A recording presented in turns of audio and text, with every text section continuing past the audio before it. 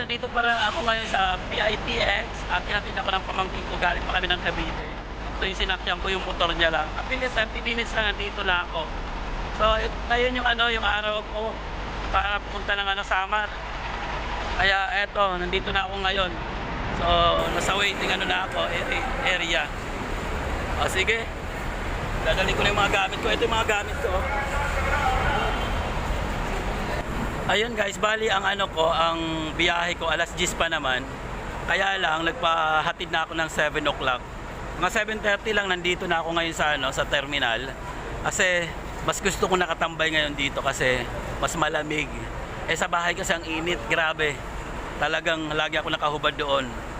Dami ko ng buwang araw. Naninibago talaga ako. Ganun talaga pag galing tayo sa tapos uwi ng Pilipinas, maninibago ang katawan natin kasi lagi nga tayong naka-aircon dito sa ibang bansa. Ayan, ito yung niya, ito yung pinaka-waiting area dito.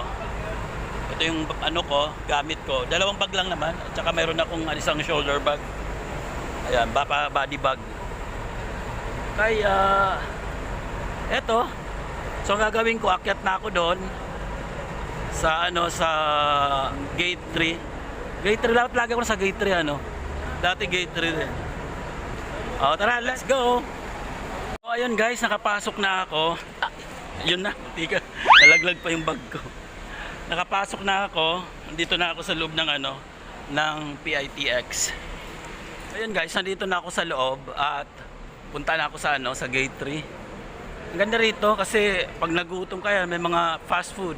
Unang-unang mabubungaran yung Subway, napakalinis, napakaganda ng na to, ng terminal nito.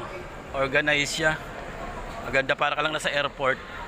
So kahit galing ka ng biyahe, let's say galing ka ng abroad pa uwi, so kahit dumiretso ka na rito, hintay ka na lang, let's say isang araw or oras lang naman siguro maghihintay ka rito galing ng ng airport. So pwede na, di ba? Kahit hindi ka na pumunta sa kung saan ka pupunta, natitigil ka pa dahil nga wala kang ma-istambayan. Dito kasi malamig, kaya pwede ka mag-istambay rito. Kahit isang araw nandito ka, malamig. Di tulad nung dati na nandun ka lang sa terminal, delikado na, mainit pa, wala kang mauupuan. Ay dito, kompleto. Ayan ayun pa pala si Jollibee. French Baker, para ka na sa mall. Ganda. Sige, akit na muna ako, pupuntahan ko na.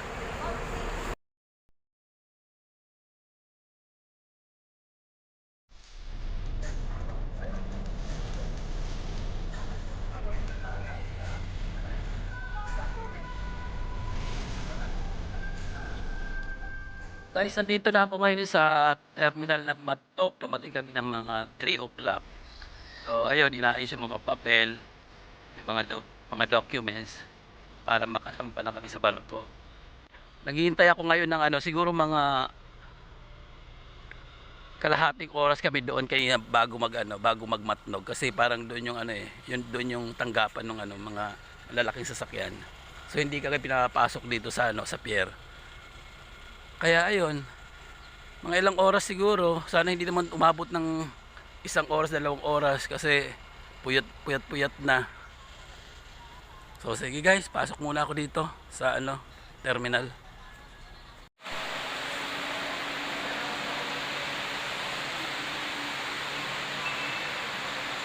Ayun na guys, sinatawagan na kami papunta sa papuntang barko. So eto na yung pila. Paano na kami, pasampa na kami. So ayan na, malapit na kami sa barko. Dito na kami papalapit na. So ayan, nakikita nyo na yung barko. Kauwi na rin.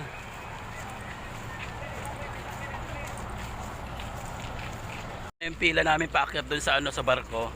So bibigay na namin yung ticket.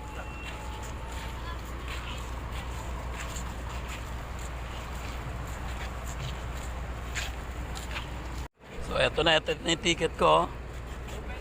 So kinukuha na.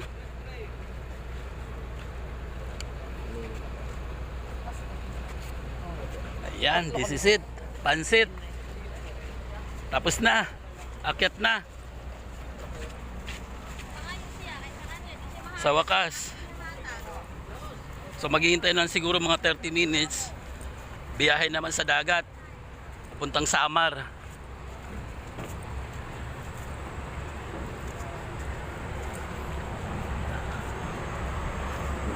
So ito, akyatan na.